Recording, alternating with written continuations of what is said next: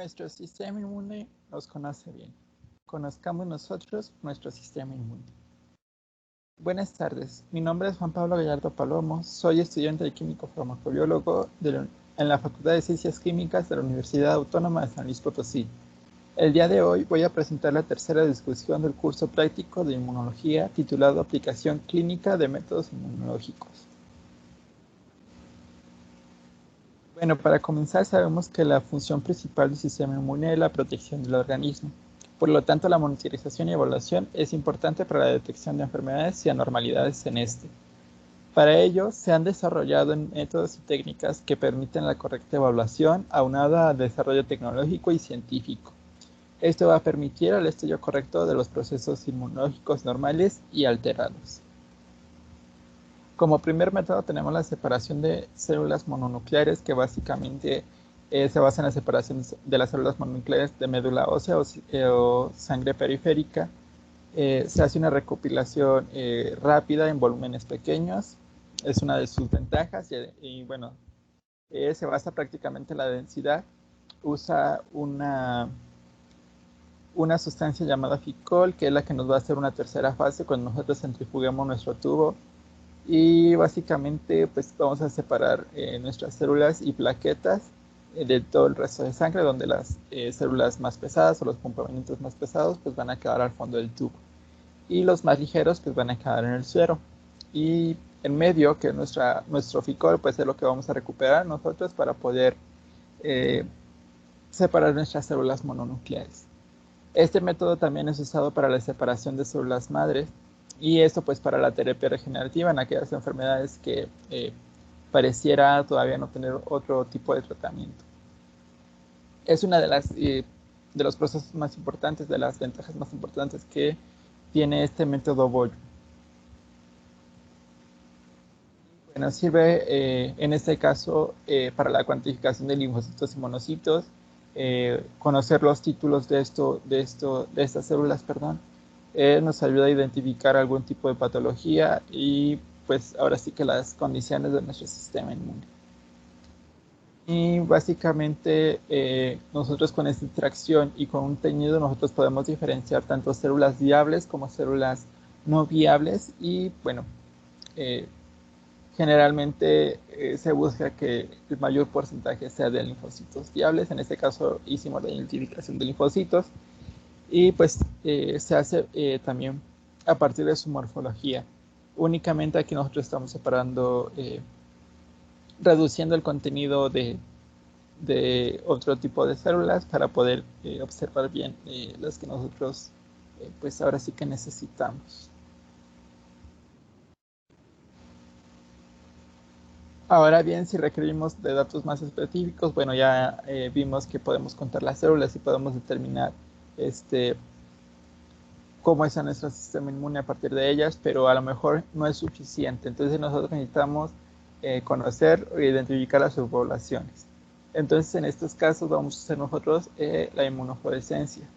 Hablando de linfocitos, bueno, como vimos en la imagen anterior, todos los linfocitos se ven iguales. No podemos hacer una identificación ahora sí que más concreta, porque pues, no observamos diferencias entre ellos. Pero con inmunofluorescencia sí podemos, y eso básicamente se basa en los antígenos que expresan estas células en su superficie.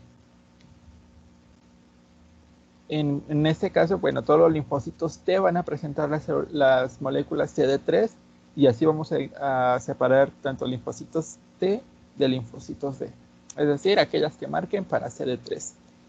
Y bueno, entre las subpoblaciones de linfocitos sabemos que tenemos los de ayuda y los citotóxicos. En este caso los de ayuda son aquellos que van a presentar en su superficie las moléculas CD4, los llamados CD4+, y los citotóxicos son aquellos que van a presentar la molécula CD8 y bueno, los TCD8 positivos. ¿Qué vamos a observar en sí? Bueno, en este caso se va a observar anticuerpos contra los antígenos celulares. Hay dos formas de hacerlo, de forma directa y de forma indirecta. En la forma directa nosotros tenemos anticuerpos ya marcados con fluorocromos que se van a unir directamente al antígeno. Y de la forma indirecta en la que tenemos nosotros un antígeno al que se le va a unir un anticuerpo primario, es decir, este anticuerpo a lo mejor puede ser de un paciente o puede ser que nosotros ya lo tengamos, pero no está marcado con un fluorocromo. Entonces es necesario añadir otro anticuerpo, un anticuerpo secundario para poder identificar. Y bueno, estos anticuerpos secundarios ya van a estar marcados con el fluorocromo y van a ser específicos para el anticuerpo primario. En el caso de la derecha tenemos la detección de inmunofluorescencia en 2 antígenos en la sección de tejido nervioso. En estos casos, nuestros antígenos pues, no son de linfocitos, pero son moléculas. Y en este caso son moléculas de calvindina. En el caso, bueno, se observa en la imagen verde. Y de parvoalbúmina, que se marca en la foto de color rojo. Y pues ahí los vemos marcados con flechitas. Las flechitas azules son las que indican la parvoalbúmina y las otras pues la otra molécula. Y bueno, eso es otra, podría ser otra aplicación de la inmunofluorescencia. Y tiene muchísimos más, o sea, no solamente es como para identificar este tipo de cosas, que bueno, ahorita lo vemos más adelante. En el caso de los linfocitos podemos obtener algo así. En este caso nosotros estamos combinando 2 fluorocromos o 2 antígenos marcados con diferentes fluorocromos. En este caso, unos son específicos para la CD3, que es la que se observa de color azul, y la CD4, que es los marcados para los de color verde, perdón. Y bueno, como sabemos, el CD3 está presente en todos los linfocitos T, entonces todas las células en esta foto son linfocitos T. Y la subpoblación es la que vemos marcada en verde. En este caso estamos marcando los TCD4, pero nosotros también podríamos marcar los TCD8 y cualquier otro tipo de linfocito que tenga una molécula específica. Y bueno, otra de las aplicaciones que tienen inmunofluorescencia es para la identificación de anticuerpos antinucleares.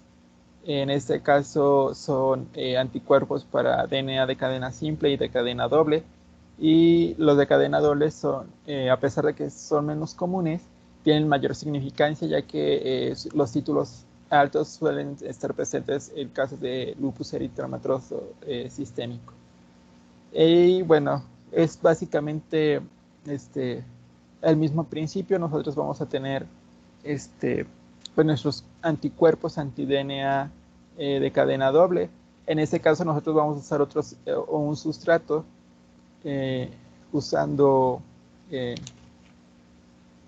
esta larva de mosca, me parece. Y bueno, este organismo va a presentar un quinotoplasto, que básicamente es una masa condensada de DNA de doble cadena circular. Entonces, bueno, nuestros anticuerpos se van a unir al antígeno, que en este caso es el cinetoplasto, y vamos a marcar estos anticuerpos con IgG humana marcado con un fluorocromo. Y vamos a poder observar algo así. En este caso es importante conocer bien la morfología, ya que puede ser blanco de confusiones. En el caso de la reacción positiva, nosotros podemos observar que se pueden teñir tanto los cuerpos parabasales como el núcleo, como el cinetoplasto. En dado caso que nosotros hubiéramos teñido cuerpos parabasales o el núcleo o ambos, pero que no esté teñido el cinetoplasto, eso se considera negativo, porque a fin de cuentas pues, nuestros anticuerpos van dirigidos específicamente, bueno, más directamente al cinetoplasto y no a estos otros dos organelos.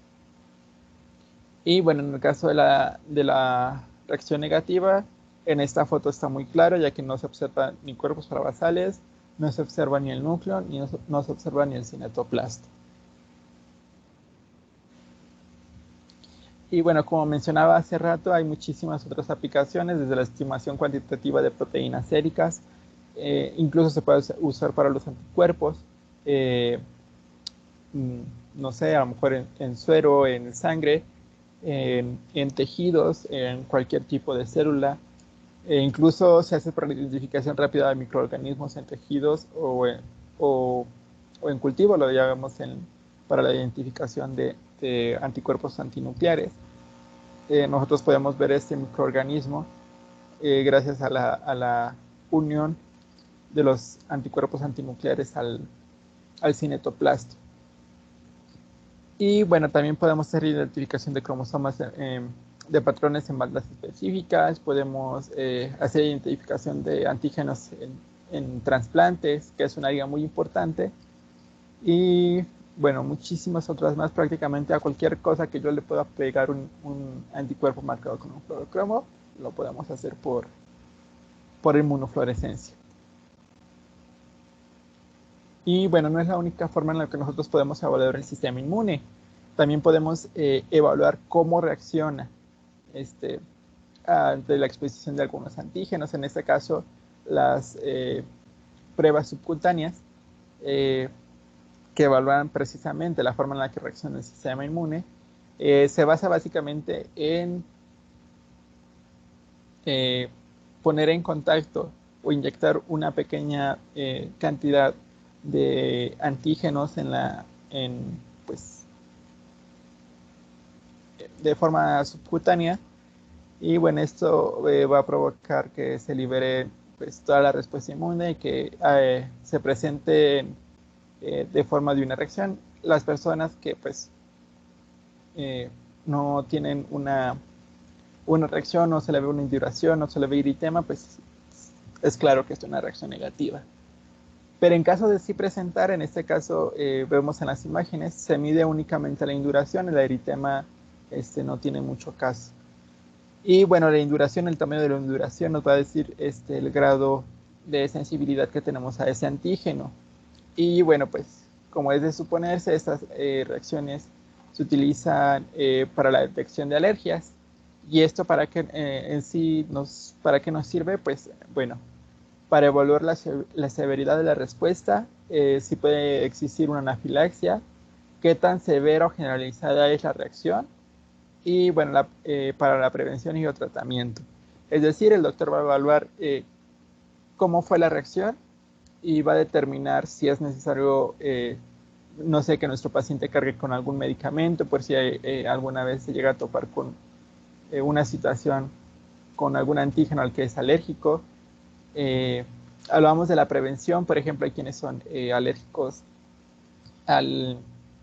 no sé, a piquetes de algunos insectos, entonces, bueno, ahí también está la prevención en el que, bueno, si yo soy alérgico a un insecto, pues trato de no ir a lugares donde los pueda ver, o si es necesario que vaya, pues, no sé, taparme algún insecticida o algo así, un repelente. Y además ese tipo de método se puede usar para la detección de tuberculosis, prácticamente es el mismo método y se evalúa de la misma forma. Y bueno, esta detección pues se tiene que hacer periódicamente, por ejemplo, trabajadores de la atención médica que pueden estar expuestos a este tipo de enfermedades de infecciones, pero no es la única forma de evaluar o de detectar tuberculosis, perdón. Puede haber pruebas de sangre IGRA que también ayudan al diagnóstico de las infecciones por tuberculosis. Y bueno, vamos a evaluar si hay una infección latente donde la prueba es positiva, pero la evaluación médica es negativa, es decir, no hay síntomas, no hay signos de que la persona está enferma. O bien una infección expresada en donde el examen médico y la prueba pues, están positivos. Y bueno, presentar antígenos pues, no es sinónimo de enfermedad. Prácticamente lo decíamos hace rato, hay todas las células presentan antígenos. Hay unas que presentan antígenos específicos, aún siendo del mismo tipo celular. O, bueno, pues obviamente cambian los antígenos de acuerdo al tipo al que pertenecen. Y en este caso, pues los eritrocitos no son la excepción. A lo mejor bajo el microscopio dos muestras que conocen, bueno, dos muestras de grupos diferentes, podemos verlas igual bajo el microscopio, no podríamos identificar cuál es cuál. Entonces, por eso es necesario hacer pruebas de identificación. ¿Y esto dónde es importante? Bueno, va a ser importante en el caso de trasplantes, en el caso de transfusiones sanguíneas y, bueno, en otro tipo de situaciones. Y básicamente pues tenemos los grupos donde se presenta su respectivo antígeno y obviamente si presenta un antígeno B va a presentar los anticuerpos del grupo contrario, es decir, el grupo que no puede tener, los antígenos que no puede tener. Y en el caso del grupo O, que tiene ambos antígenos, pues no va a presentar ningún, perdón, tiene ambos anticuerpos, no va a presentar ningún antígeno. Y en el caso del grupo AB, que no presenta ningún anticuerpo, pues puede presentar ambos antígenos. Y analizando simplemente así rápida esta tabla, nosotros podemos determinar que ni grupo A ni grupo B pueden donar al grupo O. ¿Y esto por qué? Porque presenta precisamente los anticuerpos anti-A y anti-B. Y pues tampoco podría usarse con el grupo AB, ya que pues tiene los dos anticuerpos. Y bueno, para el anticuerpo B, así como vemos esta imagen, podría recibir sangre del grupo O, ya que no tiene ningún anticuerpo, y pues el grupo O no tiene ningún antígeno. Y bueno, también como se supone, se puede recibir tanto del grupo A como del grupo B. Y tenemos esta imagen, como lo veíamos, que se evalúa por la aglutinación. Estos grupos también son llamados aglutinantes, ya que pues, esa es la región con la que se identifican.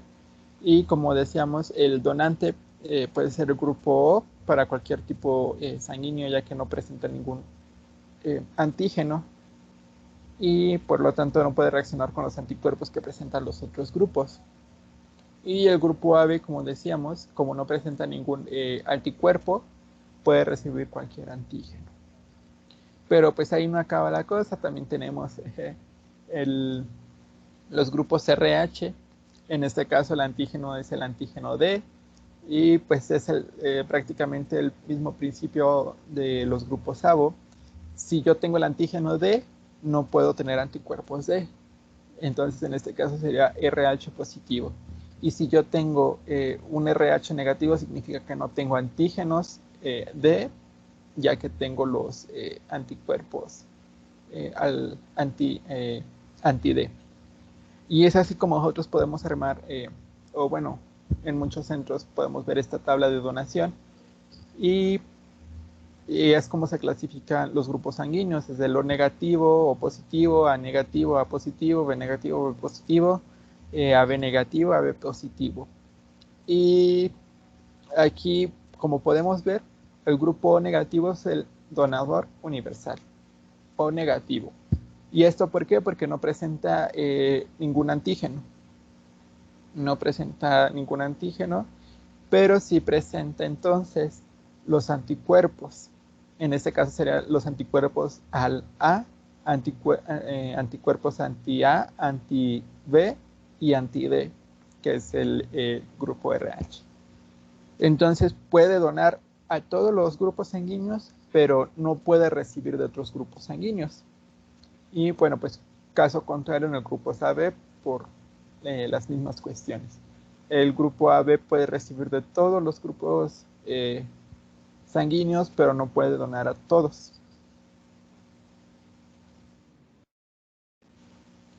Y bueno, la determinación de la incompatibilidad serológica entre el donador y receptor previo a la transfusión sirve para prevenir las reacciones hemolíticas transfusionales y pues obviamente poner en riesgo a nuestro paciente, poner en riesgo su salud e incluso su vida. Y bueno, en el caso de las pruebas cruzadas, se detectan anticuerpos anti-HLA preformados en contra de las células de nuestro donador. Esto con la finalidad de evitar un rechazo hiperagudo o pérdida temprana del injerto. Pues el resultado en una prueba que sea positivo, pues va a contraindicar la realización de nuestro trasplante. Es decir, no tiene caso nosotros hacer ese trasplante si a fin de cuentas va a ser rechazado por la presencia de anticuerpos y de antígenos en nuestro paciente receptor, de anticuerpos en nuestro paciente receptor, a los anticuerpos de nuestro paciente donador. Y bueno, como la inmunología es muy bonita y así es como yo podría ver nuestro sistema inmune, específicamente los leucocitos actualmente. Y bueno, eso fue todo por mi parte. Muchas gracias por su atención.